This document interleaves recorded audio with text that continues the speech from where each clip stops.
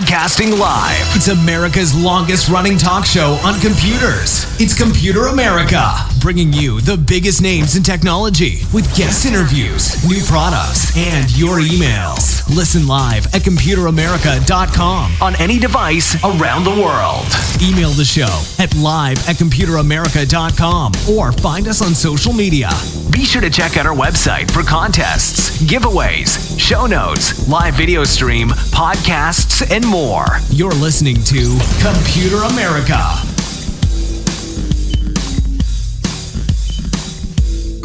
Hello and welcome everyone into the Computer America Show. We are the nation's longest running, nationally syndicated radio talk show on computers and technology turned podcast. Everyone, I hope that you're having a great day and you're ready for today's program. So today on the show, we have computer and technology news headlines, everything from new products, new policies, hacking updates, some stuff about NFT, currency, stuff like that. Ladies and gentlemen, it's a fairly busy day. I hope all of you are having a wonderful Tuesday and you are ready to go ahead and get into it. So, for everyone around the world, we hope that you're having a good one. ComputerAmerica.com. That's where you'll find everything, including past shows, future shows, everything you need to know, including show notes, articles, reviews, and more. You can see that there. And everyone, hey, give us a like, give us a follow, give us a review. All of that helps us. And check us out on social media. Also, if you'd like to check out the live video stream, twitch.tv/Computer America. And hey, we're streaming multiple hours a day, Monday through Friday. Catch us there if you'd like to ask us a question. Just the other day, we had a nice gentleman come in and, we were able to help him pick out a good computer. And, it's not the easiest thing in the world, especially with all of the supply issues going on, but that was a lot of fun. Little conversations like that go a long way, and hey, we try to stay accessible. Now, for everyone, I want to go ahead and get into computer and technology news brought to you by Computer America. Here we go.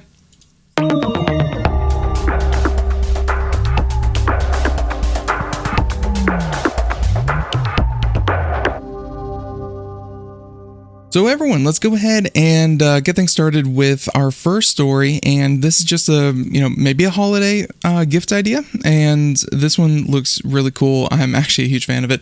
Back in the olden days with Xbox 360, it was known as 360 because, well, who the heck knows? But they had this little ring that was around the Xbox logo.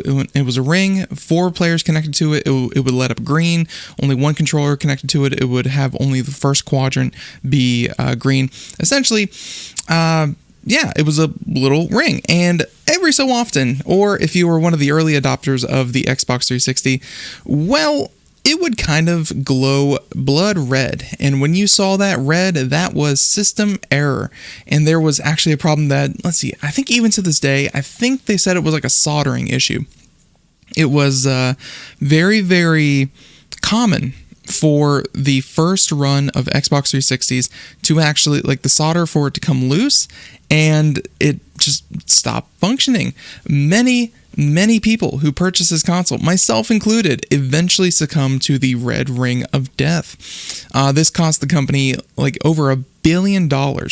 And, well, I guess enough time has passed because you know what they say, tragedy plus time equals comedy. The further you get away from such a horrible event, the more you can laugh about it. And hey, that's why we are now looking at a poster that you can purchase, a high-quality render from Microsoft themselves. You kind of expect it from fan-made posters or whatever, but from Microsoft themselves, they are selling a poster of the Red Ring of Death. For only $25, you can have a nice, slightly glossy, fingerprint-resistant, what is an 18 by 24 inch, so 1.5 by 2 feet poster of the Red Ring of Death.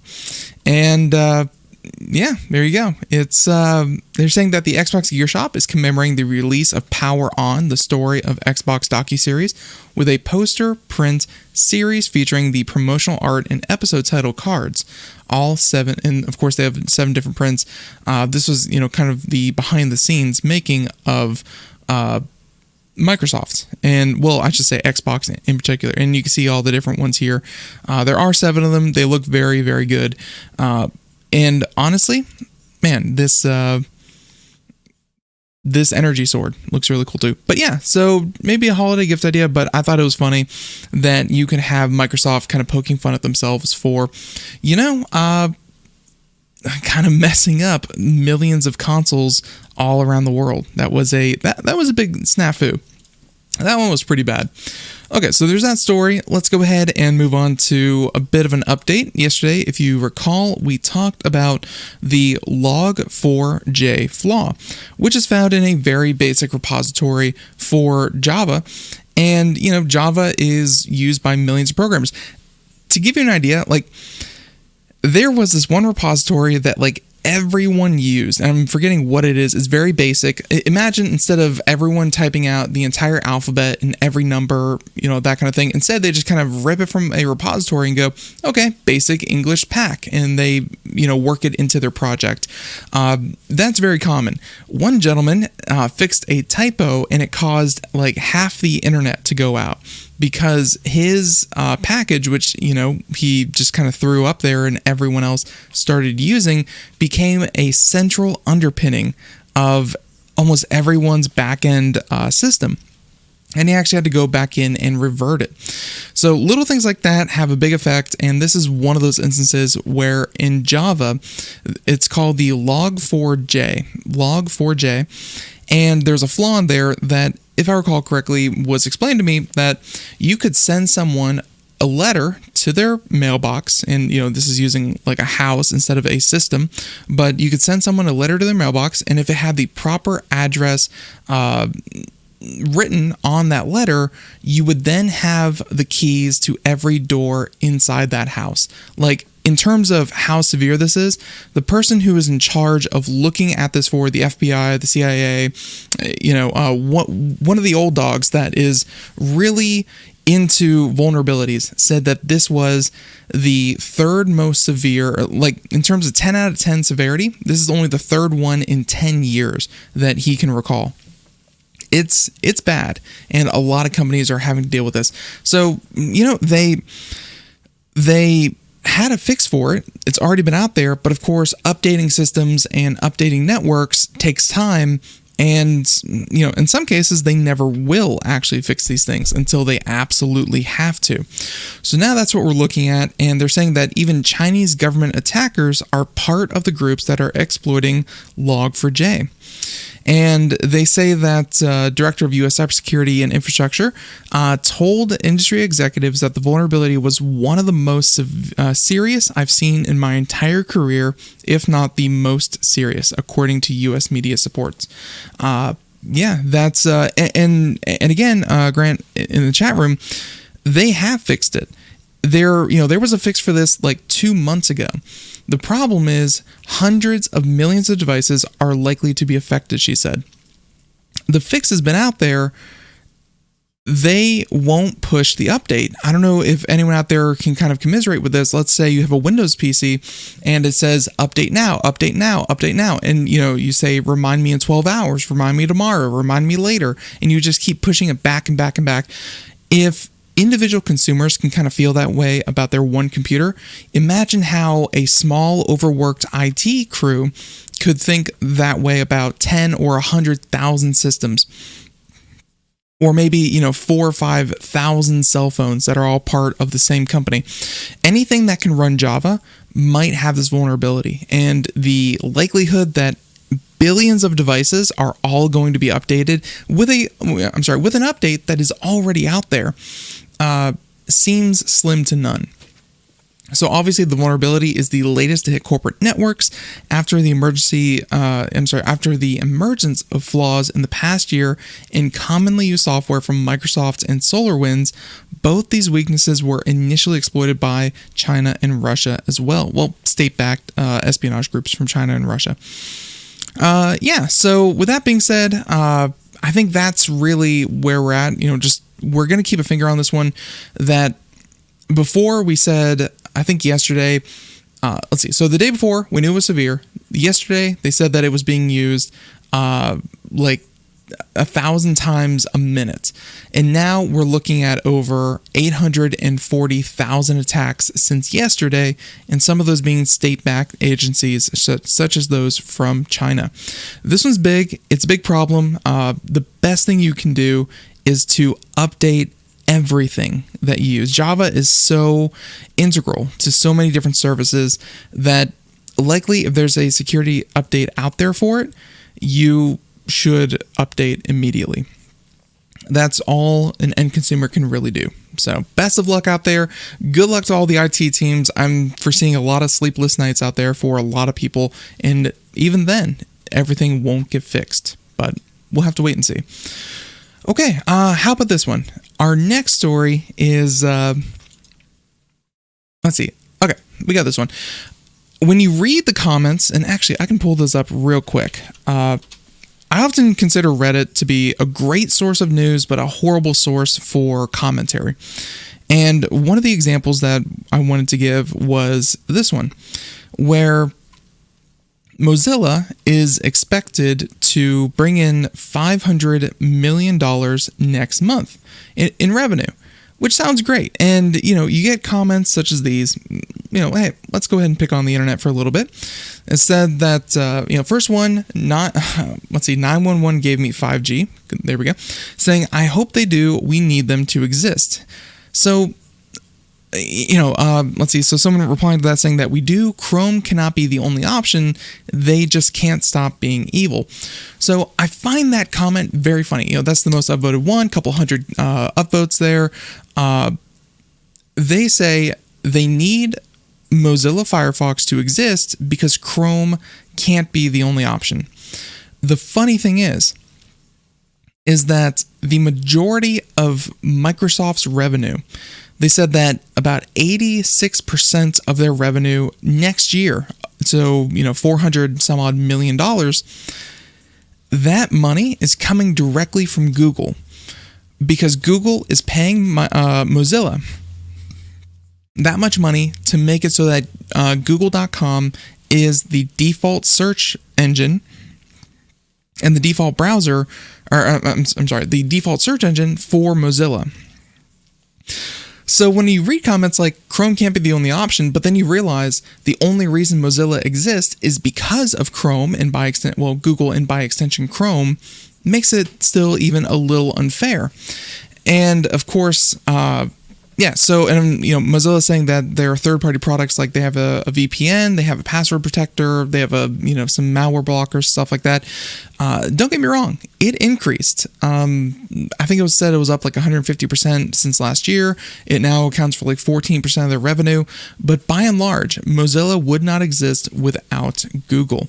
And that in itself is a problem. But the internet is so ready to jump on this and say Mozilla good, Google bad, except Google is essentially making Mozilla exist.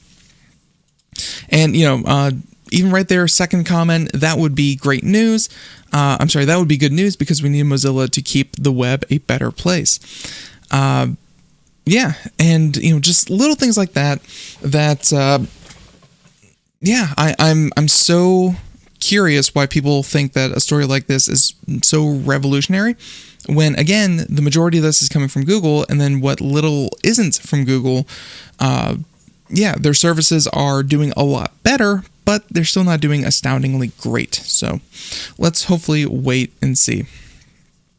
So let's see. There's that story, a little bit of an update. Story number, what are we up to? 4? Story number 4. How about, speaking of Java and Java flaws, so not Log4j, but pretty similar. Do you have a PlayStation?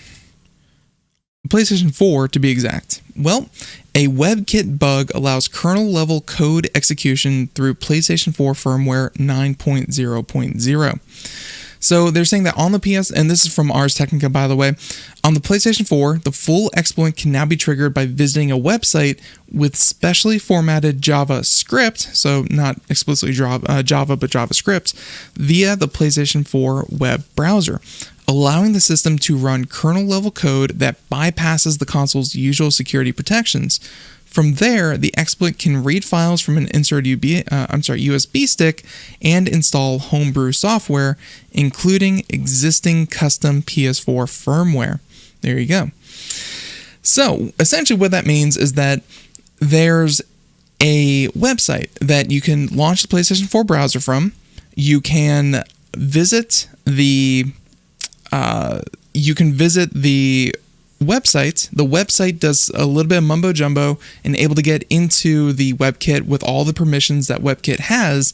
And then from there, a hacker could install custom firmware that would then essentially jailbreak or unlock your PlayStation. So you wouldn't be limited to the PlayStation Store. You wouldn't be limited to PlayStation hardware. You wouldn't be limited to PlayStation software. Any file, you essentially unlock the full potential of your PlayStation.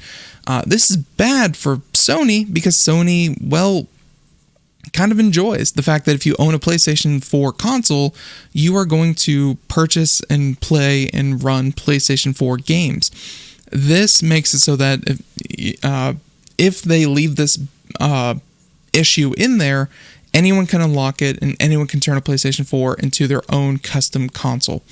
And hey, that doesn't sound like the worst thing in the world, but it can be if you weren't expecting it. Although it seems like a very low-risk hack because unless they can physically take over the console and then go to this custom website, your chances of being hacked are very, very slim. So don't worry about it. Your PlayStation 4 is safe. This is more for people who really, really want to break into this. So, Spectre, a well-known member of the console hacking scene, released a video of the exploit working on Sunday. By Monday, the files required for the exploit had been posted on GitHub alongside detailed instructions. And if you're watching the video portion, you can even see it right here, or half of it anyways. Whoops. So, yep, you can see the PlayStation there going into the system and showing the current firmware. He goes to the web browser and he's able to run the custom software on the console. So yeah, essentially proof that this is working. Now, they're saying that a previous console exploit released back in March worked on consoles running firmware version 7.55. Which was released by Sony roughly 7 months prior in August 2020. This week's exploit, by contrast, works up to firmware version 9.0, which was released less than 3 months ago in late September. Users with a fully updated PlayStation 4 won't be able to make use of the exploit, which has already patched out the firmware version. In fact, hackers suggest on GitHub that examining the difference between the two most recent firmware versions helped them figure out how to get the full exploit working. There you go. So on GitHub, the hackers note that the same underlying error works on certain PlayStation 5 firmware. However, there's no known strategy for exploiting it at the moment. The kernel exploit affects PlayStation 5 as well, but that a full exploit is not ready for that console because the lead developer does not currently have a PS5 console. So the only reason the PS5 is safe is because the lead hacker literally cannot get his hands on one. And that's pretty funny. The exploit release follows last week's awarding of 2 bug bounties on PlayStation's HackerOne account, including a $10,000 bounty paid to Andy Wynn. And while the specifics of the bounty have not been disclosed, the size of the payout suggests that the disclosure of a big security hole that could affect recent PlayStation consoles. I love bug bounty programs. It's almost like a, don't get me wrong, it's very proactive. Every company should have one if they have a public-facing system. And it's almost like, go ahead, hack us, tell us what's wrong, and we'll pay you money. We put up the best defenses that we can. You try to breach those defenses, and if you win, you get money.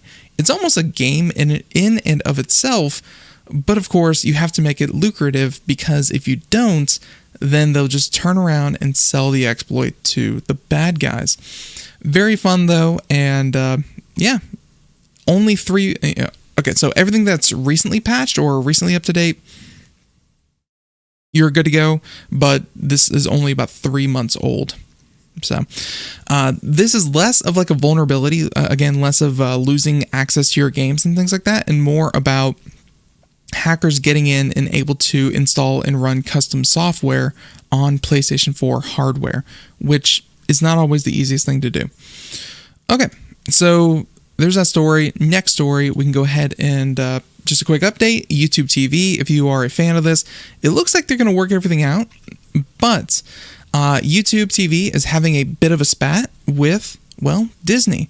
And of course, when you look at two multi-billion, if not trillion-dollar companies, well, they're arguing over, it's a good amount of money. YouTube TV and Disney-owned channels may have a falling out.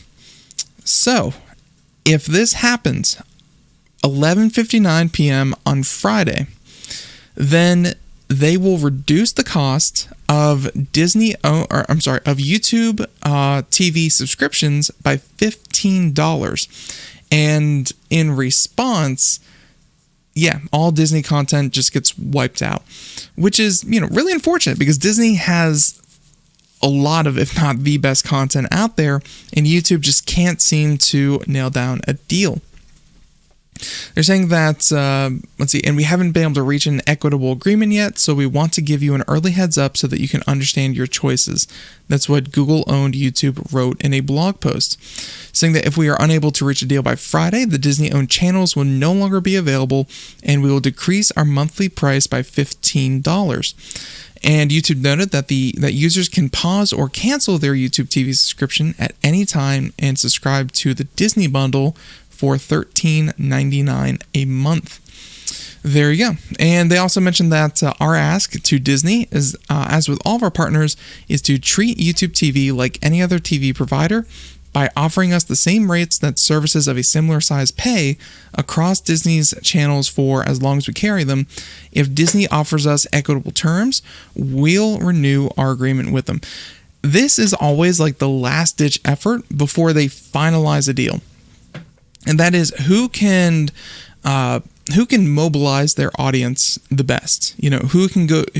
How many users of YouTube TV can go to social media, yell at Disney? Disney's going to try to get as many of their users to go on and yell at YouTube, and they put public pressure and try to say, that's the bad guy. No, that's the bad guy. And it's just adding a bit more pressure for what is essentially free. It's just you got to bring your negotiations out into the public. And hey, some companies don't like to do that, but it definitely is a tactic we are seeing more and more often. Okay, we got some heavy stories here. Not too many of them. Four stories left. Let's go ahead and do the easy one, and then we'll head on into the bigger ones. And going on from here on out, they're going to get deeper, more complex time and time again. So check this one out. First one, Apple Tag. I'm currently using a set of keys that has an Apple Tag on it that I don't own. It's fairly annoying, but I got to say Apple does a great job that if there is an Apple Tag near you that you do not own, it will alert you constantly that it is still there, which is a great thing because a lot of people are concerned with these Apple tags or the AirTags that people will use them for spying. And when you look at the detail and the location data that it sends back to the person that owns that tag, good on them. It's very detailed. It's down to like the street corner within a couple of feet. This thing will get very, very precise exactly where you go at what times of the day and keep all that information constantly.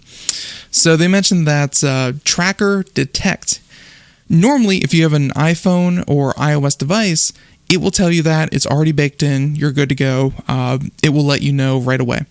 But Android never really had that option. Now you can download Tracker Detect, which is a new Android app designed to help those without an iOS device to find out if someone is using AirTag or other Find My compatible device to snoop on their location. Saying that it will flag an unknown AirTag. If it then follows you for 10 minutes, you can use the app to tell the tracker to play a sound, making it easier to find. At that point, you can tap the device with your NFC compatible phone, and it will get instructions on how to remove its battery or otherwise disable it. So there you go. The release of Tracker Detect comes following multiple incidents of bad actors using AirTags to stalk people. In Canada, for example, police recently warned of thieves using the $29 device to steal expensive cars. So what they can kind of do is thieves can see a car that they like, they'll take their AirTag, slip it in the, tape it to the bumper, tape it, somewhere underneath the body of the car where it's going to stay there undetected. And from there, they, walk away from it. And then in the dead of night, they know exactly where that car is within a foot. And then they're able to go in and steal those cars. In June, Apple, in a separate effort to limit abuse, updated its trackers to play a sound between 8 and 24 hours after they're separated from their owner, which, again, very smart of them to make it kind of variable between 8 and 24 hours. Because if they knew that, I have exactly 24 hours before it plays the sound, hey, they could do something to maybe distract the person or keep them from noticing. But the fact that it's a variable time, there's no way to perfectly make sure that they don't receive that notification. Now, how much good Tracker Detect does to protect people will depend on how many people download it. Unlike with iOS, which sends proactive warnings, this is an app you'll need to install on your Android device. But hey, it's doesn't hurt to have, might have to have it running in the background, but it's something, Before, Android didn't really have a way to do this.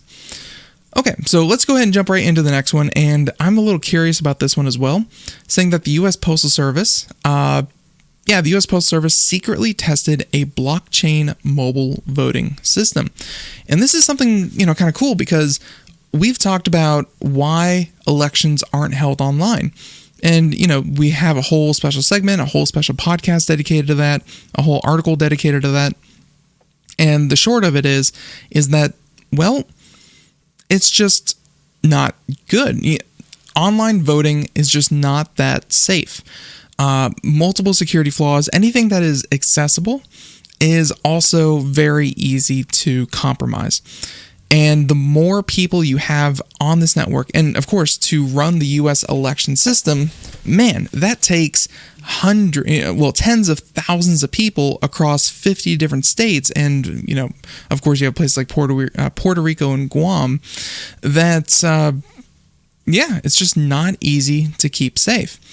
So how do you keep something safe and keep it accessible, which is two very different things? The answer is, of course, the blockchain. They said that the project was... all right, one moment. Okay, we're going to finish this up real quick, and I'm sorry, I have to take this from...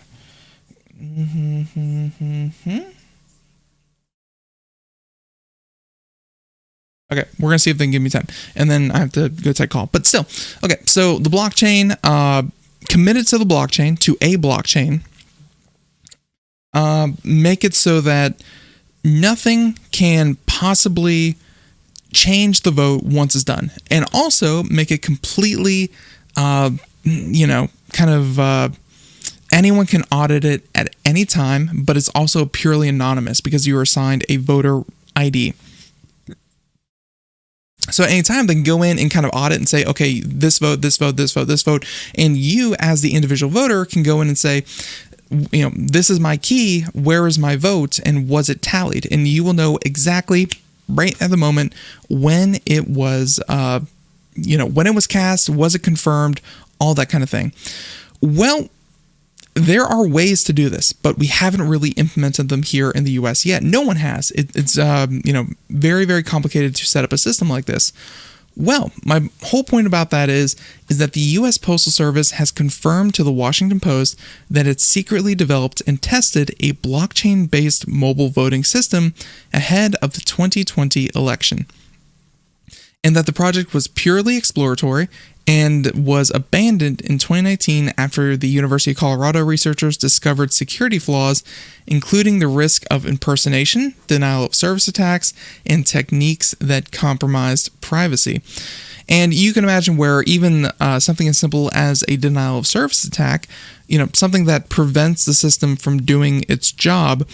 We have voting day here in the United States. One particular day where people can go and cast their ballots. Of course, there's early voting and that kind of thing, but imagine if the entire voting day in the U.S. you could not cast your vote.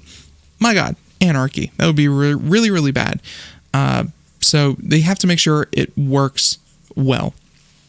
Now, they said that, however, they mentioned that the lack of transparency is what raises the most concern. The United States Postal Service didn't coordinate with other federal agencies, and it asked the university to sign a non-disclosure deal that prevented them from naming the institution involved. Election security, which actually sounds like it worked, considering in 2019 this incident happened, and then here we are at the end of 2021, and we're just now finding out about it. Election security officials just learning of the blockchain voting project were worried it might erode trust in the democratic system, already hurt by unsupported claims of voter fraud.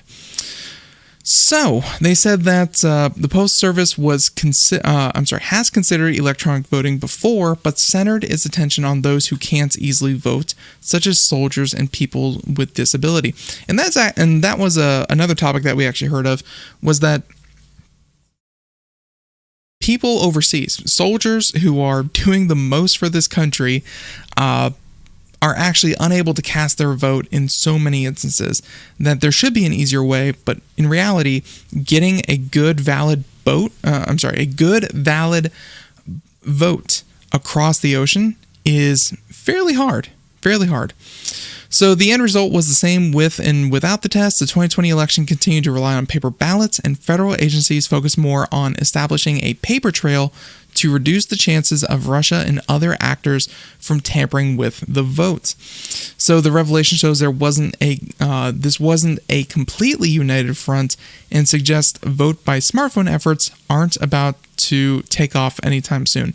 And that's kind of what we found in our own kind of research, was that voting by phone, voting through social media, things like that, for the president of the United States, it's not ready yet. And quite honestly, it's going to take some serious time before, I would say even maybe a decade before it's trusted, tried, and true that you can actually vote online.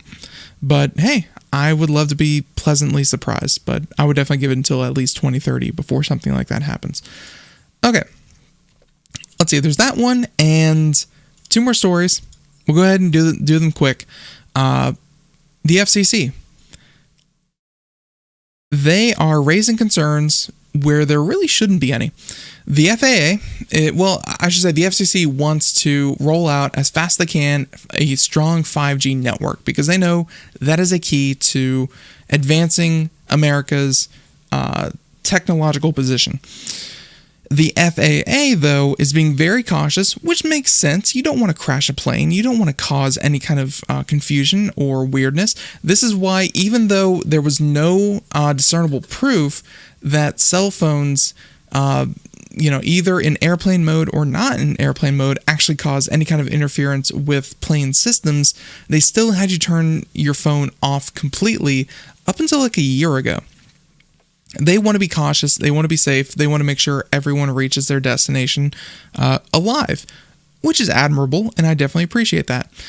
But the FAA has a request, and the FCC has to investigate it, that 5G equipment operates within a portion of the electromagnetic spectrum known as C-band, and the FAA says that doing so threatens the safety of aircraft, as 5G signals could interfere with the operation of certain altimeters, which is used to measure the height above ground.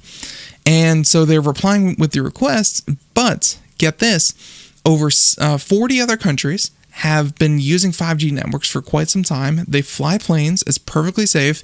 There's been no conclusive evidence that says that 5G interferes with instruments on planes at all.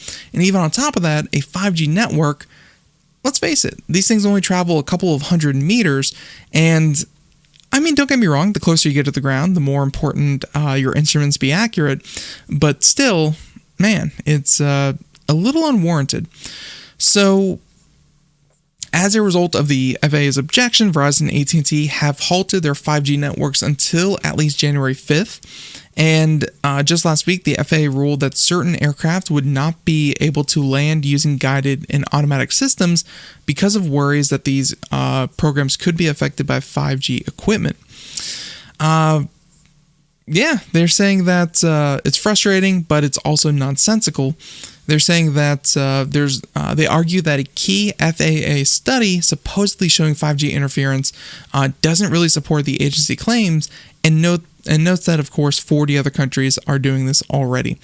There's a quote here directly from the president of the consumer advocacy group, Public Knowledge, saying that, quote, either physics work differently in the United States, or the report at the center of this controversy needs to explain why interference hasn't shown up in any other country where deployments are either authorized or have already taken place. So, yeah, the FAA, I think it's just being overly cautious, but when your job is to, land a plane, I think that's warranted. So, it's warranted. Is it justified? No. Is it warranted? Absolutely. That may seem counterintuitive, but here we are. Speaking of unwarranted and warranted, well, looking into Facebook is always a good idea, especially when an oversight board raises the alarm that over Facebook's role in the Ethiopian conflict, which, as with most foreign countries, not the most up-to-date with their politics. But from what I understand, there's a bit of a, civil war happening in Ethiopia. And much like what happened in Myanmar, that kind of led to sort of maybe a little bit of ethnic cleansing.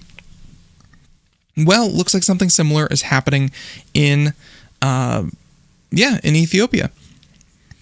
Facebook's lack of action was seemingly acknowledged by the Oversight Board. It recommended that Meta commission an independent human rights due diligence assessment on how Facebook and Instagram have been used to spread hate speech and unverified rumors that heighten the risk of violence in Ethiopia, and add specific guidance around rumors during war and conflict to its community standard.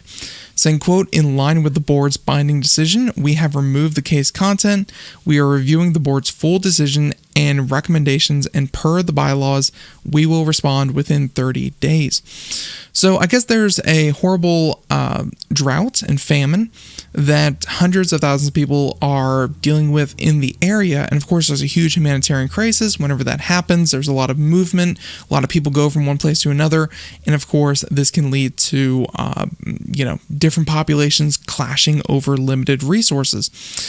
They said that the content at the heart of the decision was a post in America that was uploaded to the platform in July 2021 that claimed without evidence that the Tigray People's Liberation Front had killed and raped women and children in the Ethiopian region with the assistance of civilians.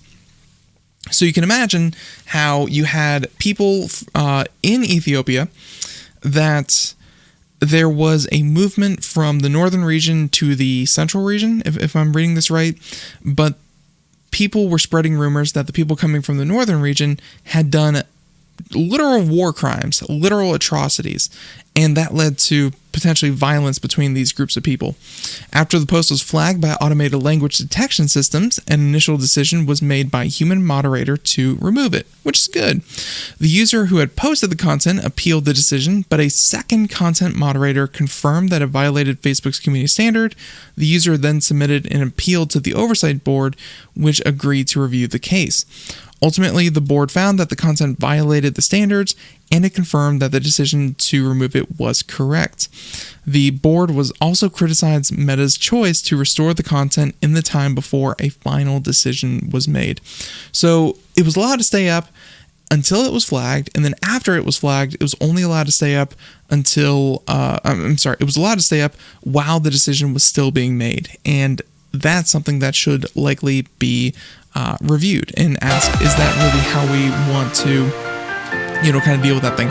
So everyone, thank you so much for tuning into the program. Sorry for the little bit of a phone call there in the beginning, but everyone, great news stories. It's been a busy day in tech, and coming up in just a little bit, so check out the podcast wherever podcasts are heard, Computer America. We should have another one here soon that we'll be talking with Quantum Emotion. Find out more about that and more, everyone. Thank you for tuning in. Have a great one. Bye, everyone.